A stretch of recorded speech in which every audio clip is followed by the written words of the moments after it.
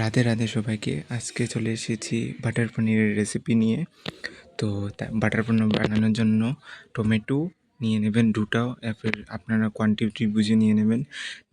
কাঁচা লঙ্কা নিয়ে নেবেন, 4-5 কলি রসুন নিয়ে নেবেন, পেঁয়াজ নিয়ে নেবেন, টমেটো যতটুকু নেবেন ততটুক পেঁয়াজ নিয়ে নেবেন, দারচিনি, শুকনো লঙ্কা, তেজপাতা, কাজু 10-12টা, আর নিয়ে নেবেন ইলাইচি 4টা, লং 4টা, কালো মরিচ 4টা, চালমগজ নিয়ে নেবেন, পোস্ত দিয়ে দেবেন, তারপরে দিয়ে দেবেন একটু মধু।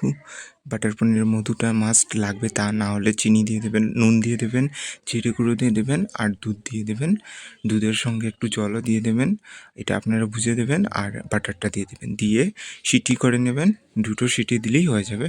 তারপরে আপনারা ঠান্ডা করে পেস্ট বানিয়ে রাখবেন। তারপরে কড়াইতে নিয়ে নেবেন বাটার, তেল, তারপরে উপরে দিয়ে দেবেন হলদি গুঁড়ো আর লঙ্কা গুঁড়ো দিয়ে ভালো করে কষিয়ে নেবেন। এটা কষানোর পরে দিয়ে দেবেন পনিরটা আমি আধা কেজি পনির নিয়েছি, সেটাকে নিয়ে ভালো করে মিশিয়ে নেবেন। মিশিয়ে ওটা হওয়ার পরে তারপরে ওইটার মধ্যে দিয়ে দেবেন ওই পেস্টটা, যেটা আমরা করে রেখেছি, প্রেশার কুকার থেকে নামিয়ে পেস্ট করে রাখবেন। সেটা দিয়ে তারপর একটু রান্না করে নেবেন। তারপরে এটার মধ্যে দেবেন কাসুরি মেথি দিয়ে ধনেপাতা দিয়ে আপনার রেডি বাটার পনির।